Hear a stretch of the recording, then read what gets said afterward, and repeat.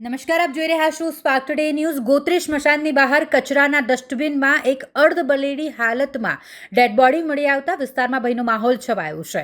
એફએસએલની team ઘટના સ્થળે પહોંચી છે અને તેઓ દ્વારા તપાસ કરવામાં આવી છે। આ માનવ શરીર છે કે પછી કોઈ પ્રાણીના અવશેષ છે તે તપાસ બાદ જ સામે આવશે। ગોત્રી સ્મશાનની બહાર કચરાના ડસ્ટબિનમાં આ અર્ધબળેલી હાલતમાં ડેડ બોડી મોડી રાત્રે જોવા મળી હતી અને જેને લઈને ગોત્રી પોલીસ સ્ટેશનની ટીમ, એફએસએલની ટીમ, તમામ લોકો તપાસમાં જોતરાયા હતા। સમગ્ર હકીકત એફએસએલના રિપોર્ટ બાદ સામે આવશે। આ મામલે સામાજિક કાર્યકર દ્વારા સીસીટીવી કેમેરા અને લાઇટ લગાવવાની પણ માંગ કરી હતી, જેથી આવા જે બનાવ થતા હોય તેને અટકાવી શકાય। નવાઈની વાત તો એ છે કે સ્મશાનની અંદર કે બહાર કોઈ જગ્યાએ સીસીટીવી કેમેરા જ નથી, જેનાથી કોઈ પણ ગમે તે કૃત્ય કરીને આરામથી અહીંયાથી જતો રહી જઈ શકે છે। જેના લીધે અહીં લાઇટની સુવિધા હોવી ખૂબ જરૂરી છે અને સીસીટીવી કેમેરા લગાવવા પણ ખૂબ આવશ્યક છે તેવી માંગ સામાજિક કાર્યકર દ્વારા કરવામાં આવી છે।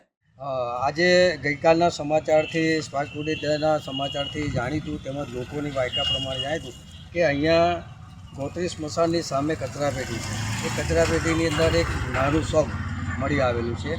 એ શબ મળી આવતા આજે એફએસએલના નિષ્ણાતો પણ આવેલા છે અને તેઓ એફએસએલના રિપોર્ટ પ્રમાણે બનાવી રહ્યા છે। હવે જાણવું જરૂરી છે કે આ એક નાનું બાળકનો મૃતદેહ છે યા તો કોઈ પ્રાણીનું છે, કેમ કે આમ મૃતદેહની આજુબાજુમાં નાના વાળ પણ જોવા મળે છે લાલ, યા તો કોઈ માનવ સર્જિત છે કે શું છે। એટલે એફએસએલના નિર્ણય પ્રમાણે નક્કી થશે કે આ સૌ શાનું છે। એટલે મારે તો અહીંયા આપણે આજુબાજુના સ્થાનિકના આગેવાનોને વિનંતી કરવાની કે આપણે પણ થોડીક દેખરેખ રાખીએ।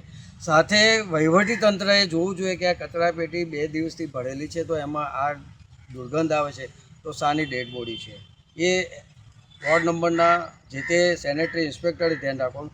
તેમજ અહીં સ્મશાન છે, સ્મશાનની અંદર આજે જોવાથી જાણવા મળેલ છે કે સીસીટીવી કેમેરા નથી। ખરેખર સ્મશાનમાં આ પણ સુવિધા હોવી જોઈએ।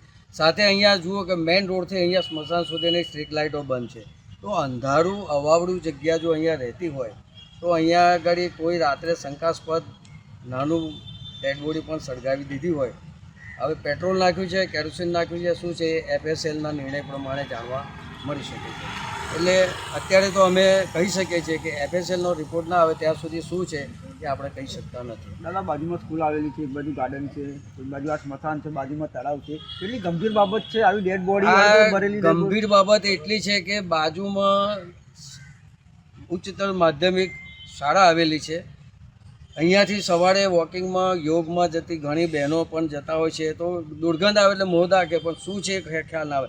એટલે સેનેટરી ઇન્સ્પેક્ટરે આ બધી જગ્યાને સ્વચ્છ કરે। જુઓ તમે સામે પણ ગાર્ડન બેસવાનો છે, કેટલો દુર્ગંધવાળો છે। એટલે સેનેટરી ઇન્સ્પેક્ટરની પણ અહીંયા થોડીક દેખરેખની જરૂરિયાત છે અને કોર્પોરેટર પણ ધ્યાન આપી શકે છે। આપણું નામ તો સામાજિક કાર્યકર વિનુદાદા અંબાડાવાલા।